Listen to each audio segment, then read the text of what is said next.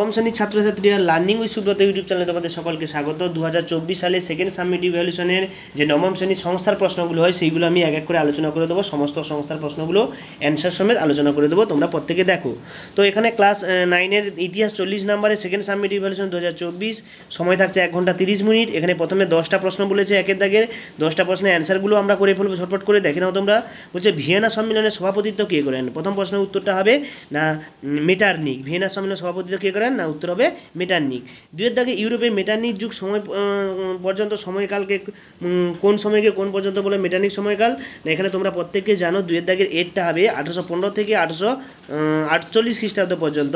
এটা হচ্ছে ইউরোপে মেটারনিক যুগের সময়কাল। এরপরে দেখো তিনের দাগের প্রশ্ন কী বলেছে? তিনের দাগে বলছে ইয়ং ইতালির দল প্রতিষ্ঠা কে করেন? না এখানে অ্যান্সারটা হবে ইয়ং ইতালি দল হচ্ছে ক্যাভুর। ক্যাভুর হচ্ছে ইয়ং ইতালি দলটা প্রতিষ্ঠা করেন। চারের দাগে বলেছে দেখো শিল্প বিপ্লব প্রথম হয়েছিল কোথায়? না ইংল্যান্ডে। ইংল্যান্ডে প্রথম শিল্পের বিপ্লব ঘটে। এর পরের প্রশ্ন কী বলেছে? সমাজতন্ত্রের বাইবেল কাকে বলা হয়?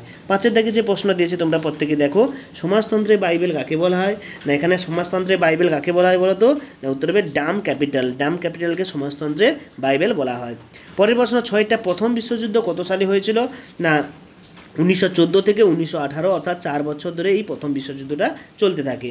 পরের প্রশ্ন দেখো, তারপরে 7এর দাগের প্রশ্ন বলেছে। 7এর দাগের প্রশ্ন কী বলছে? কে নিজেকে ফুয়েরার বলে পরিচয় দেন? নিজেকে ফুয়েরার বলে কে পরিচয় দেন? না এখানে অপশান বি হচ্ছে হিটলার। হিটলার নিজেকে ফুয়েলার বলে পরিচয় দেয়।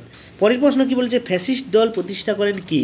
না এর মধ্যে ফ্যাসিস্ট দল 8এর দাগের প্রশ্ন, ফ্যাসিস্ট দল প্রতিষ্ঠা করেন কে? অ্যান্সার হবে মুসোলিনি। মুসোলিনি হচ্ছে ফ্যাসিস্ট দলটি প্রতিষ্ঠা করেন। পরের প্রশ্ন 9টা, জাতিসংঘ কত সালে প্রতিষ্ঠা করা হয়?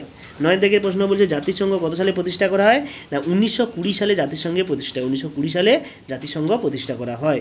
পরের প্রশ্ন 10এরটা বলেছে দেখো, না 14 দফা নীতি ঘোষণা করেছিলেন কে? না 14 দফা নীতি ঘোষণা করেছিলেন কে? না এখানে অপশান হবে এরটা উড্রো উইলসন। উড্রো উইলসন হচ্ছে 14 দফা নীতি ঘোষণা করেছিলেন। এরপরে দেখো 2 দাগের বলেছে বাম স্তম্ভের সঙ্গে ডান স্তম্ভের মিলন। এটা তোমরা নিশ্চয়ই পারবে, না পারলে আমাকে বলবে, আমি অবশ্যই তোমাদের করে দেবো। যেখানে হিটলার দিয়েছে ভিয়েনা কংগ্রেস, অগাস্টিন ব্ল্যাঙ্ক, দ্বিতীয় নিকোলাস মেটারনিক, এর সঙ্গে মিলিয়ে তোমরা দেখে নেবে। 3 দাগের কী কী প্রশ্ন দিয়েছে দেখো, 3 দাগের 5টা বলেছে, 2 নম্বরে কিন্তু এখানে দেওয়া আছে 7টা প্রশ্ন। একের প্রশ্ন স্পেনের গৃহযুদ্ধ কবে হয় এবং কে নেতৃত্ব দিয়েছিল? এপ্রিল থিসিস কী? রক্তাক্ত রবিবার কী? শিল্প বিপ্লব কাকে বলে? ত্রিশক্তি চুক্তি ও ত্রিশক্তি আত্মাত কাদের বলা হয়? ভিয়েনা সম্মেলনে 4 প্রধান কারা ছিলেন? রক্ত লৌহনীতি কী?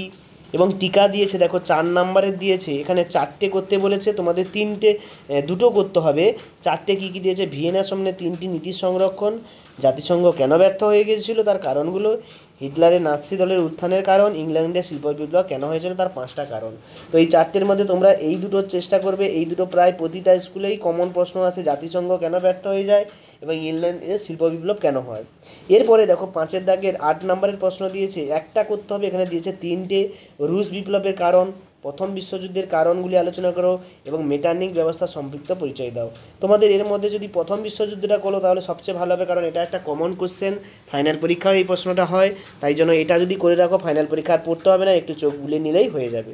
তো তোমাদের ক্লাস 9-এর এবার থেকে সমস্ত প্রশ্নগুলো যে সংস্থার প্রশ্ন হয় সমস্ত প্রশ্নগুলো পাওয়ার জন্য চ্যানেলটিকে সাবস্ক্রাইব করে রাখো এবং বেল আইকনটি ক্লিক করে রাখো, যাতে আমি যখনই ভিডিও ছাড়বো তোমাদের কাছে নোটিফিকেশন চলে যায়। সকলকে ধন্যবাদ, দেখা হচ্ছে পরের প্রশ্ন নিয়ে আলোচনা করব।